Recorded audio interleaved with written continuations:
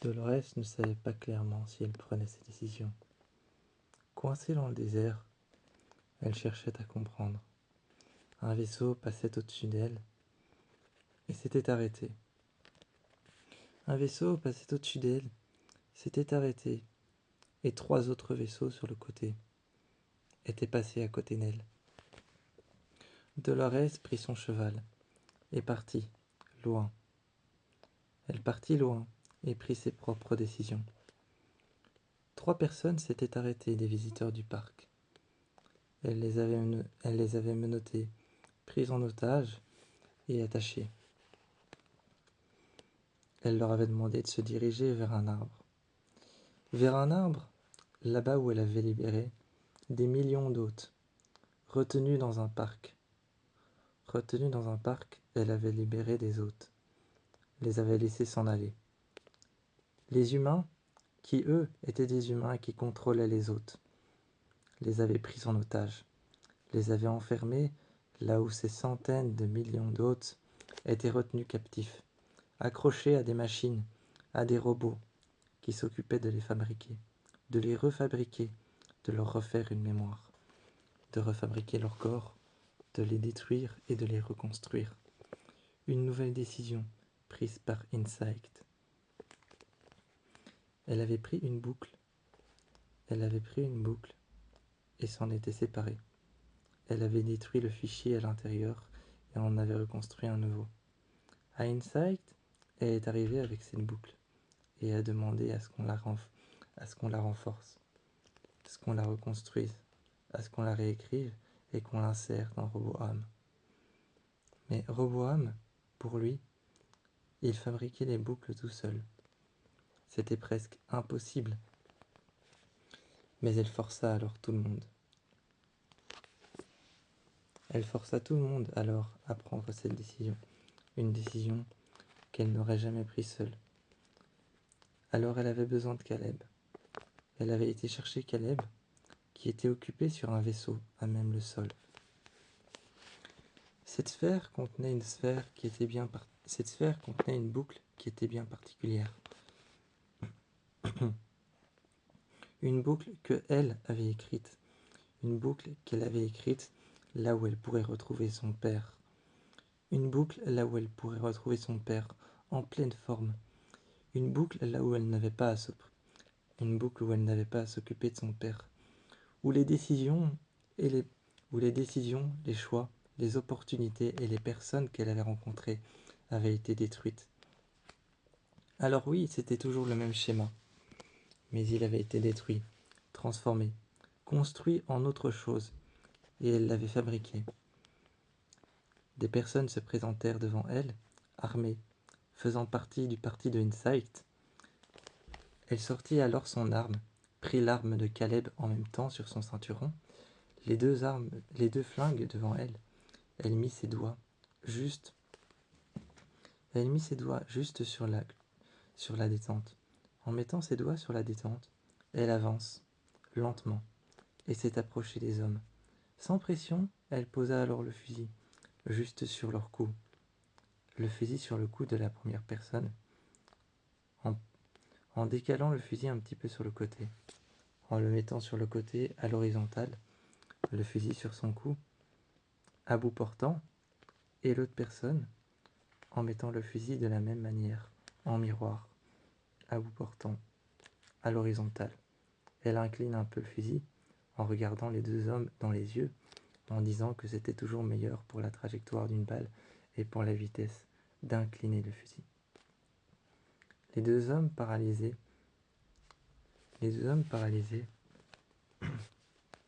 à cause de quelque chose qu'elle leur avait mis dans le dos. Elle avait passé sa main sur leur dos, et impossible de faire ne serait-ce qu'un seul mouvement.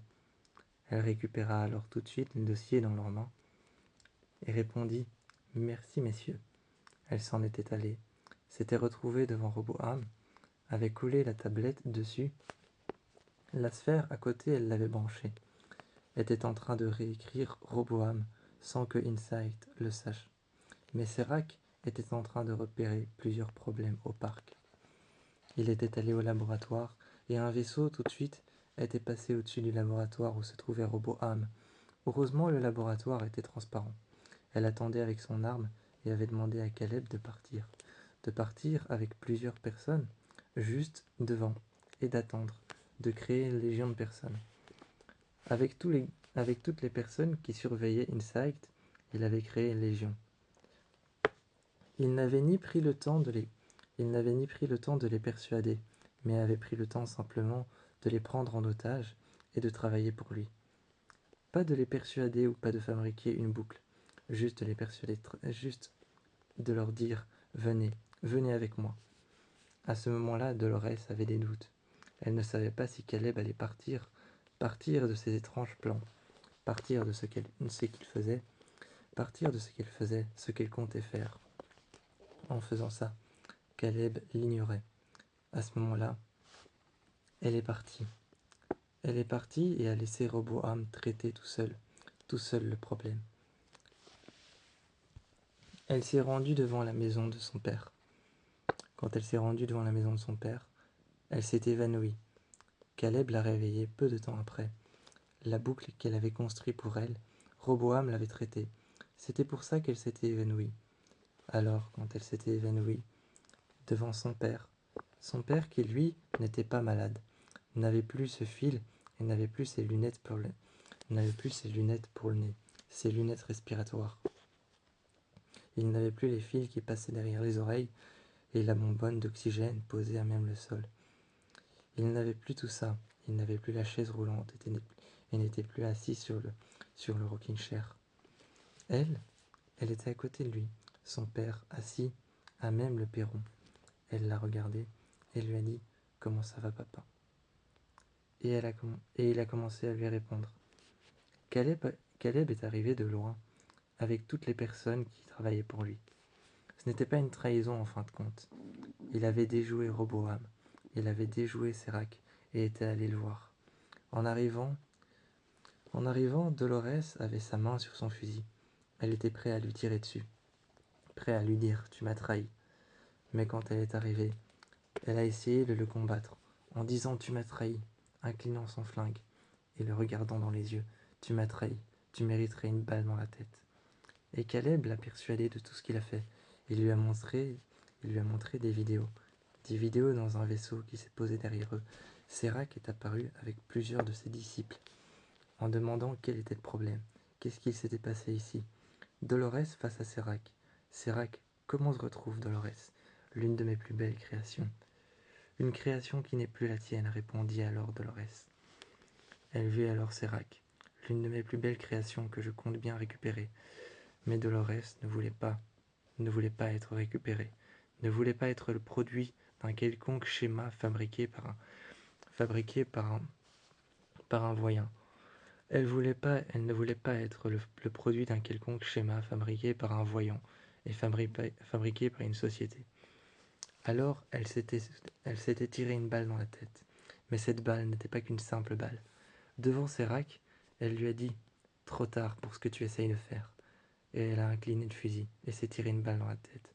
Caleb l'a récupéré et l'a emmené tout de suite au laboratoire. Mais cette balle contenait une mini-puce à l'intérieur qui allait tout retravailler, tout retravailler, tout réécrire et tout supprimer. Ce qui avait été mis dans sa tête, tout allait être supprimé.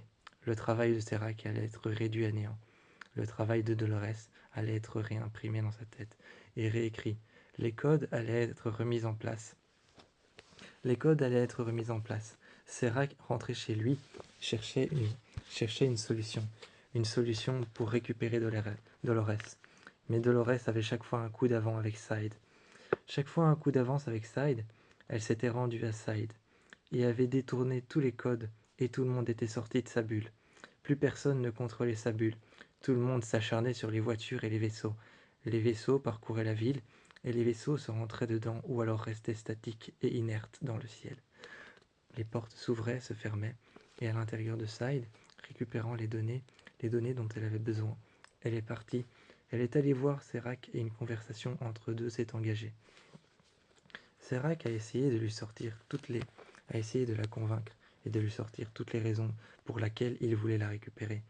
Ne pas l'enfermer dans une boucle, mais l'a récupéré car il était son plus bel objet. Son plus bel objet, encore une fois, Dolores avait l'impression qu'elle était simplement, justement, un objet, qu'elle était simplement un produit pour Insight, et rien d'autre. Mais elle voulait être une femme, elle voulait être libre. Même le libre arbitre, pour elle, même les décisions qu'elle prenait, n'étaient pas encore ses vraies décisions. Alors elle a regardé Serac, et lui a dit « Libère-moi », une arme pointée sur la tête. Une arme pointée sur la tête, elle lui a dit « Libère-moi ». Inclinant le fusil pour le voir, elle lui a dit « Libère-moi ». Prenant la tablette sur le côté, la tablette pour se libérer. Le flingue sur la tête, Serac a commencé à se lever, à lever les mains, à garder les mains levées, comme s'il il était pris en otage par Dolores, gardant les mains levées. Dolores lui a dit « Maintenant tu vas faire exactement ce que je te demande de faire. » Les écrans sont apparus. Elle lui a dit « Allume les écrans ». A demandé à Serac d'allumer les écrans. Il les a allumés et elle a alors suivi toutes les instructions. Elle a même changé son nom. Et l'a transformé. Elle a transformé son nom et ne s'appelait plus Dolores, mais Christina. Changeant son nom, elle voulait un appartement, une vie à elle. Alors faisant un reset de sa personnalité. Une fois que c'était fait, elle était retournée. Elle était retournée à Westworld et à Warworld. Mais le monde avait changé. Elle n'était plus Christina. Elle n'était plus Dolores, mais était Christina. Elle n'était plus Dolores, mais était Christina. Arrivée à Westworld et à Warworld, elle est rentrée dans son appartement comme si tout était normal et comme si ça avait été sa vie depuis le début. Serac avait été mis hors de cause et elle était rentrée chez elle. Comme si c'était sa vie depuis le début. Elle est rentrée, a défait son lit, qui s'est déplié du mur et s'est posé contre le sol. Elle s'est assise et sa colocataire est rentrée, en disant « Salut Christina, comment ça va ?» assise à côté d'elle. En lui demandant ce qu'elle allait faire aujourd'hui, s'est rendue à son travail et a commencé à écrire des histoires, a allumé son PC, mis son oreillette à son oreille et a commencé à parler. Son PC écrivait et mettait en images et en cinéma. Elle a commencé à parler à son PC et mettait en image toutes les histoires dramatiques qu'elle fabriquait. Mais elle avait fabriqué une image, elle l'avait écrite, et son PC le mettait en image. Son PC le mettait en mots, en lettres et en code binaire. Mais elle ne travaillait plus pour sa liberté, elle travaillait pour contrôler les humains, pour écrire un monde, pour écrire un nouveau monde. Le lendemain, son histoire, elle l'a retrouvée dans les rues, incarnée dans les rues par un humain. Un humain qui était en train de tenir un flingue juste devant sa femme et ses enfants. Il était en train de tenir un flingue juste devant sa femme et ses enfants. Sa femme et ses enfants étaient en train de le regarder. Et il a supplié Dolores d'arrêter son histoire, de la mettre hors d'état de nuire, de la supprimer, de l'arrêter. Mais c'était pour le jeu qu'elle faisait ça. C'était pour le jeu, c'était pour Insight, c'était pour la société. L'homme s'est tiré une balle. Le sang a giclé de partout. Le sang chaud et humide. Le sang chaud, humide, s'est versé sur son épaule et sur son bras. Partout, il y avait du sang qui coulait sur le sol.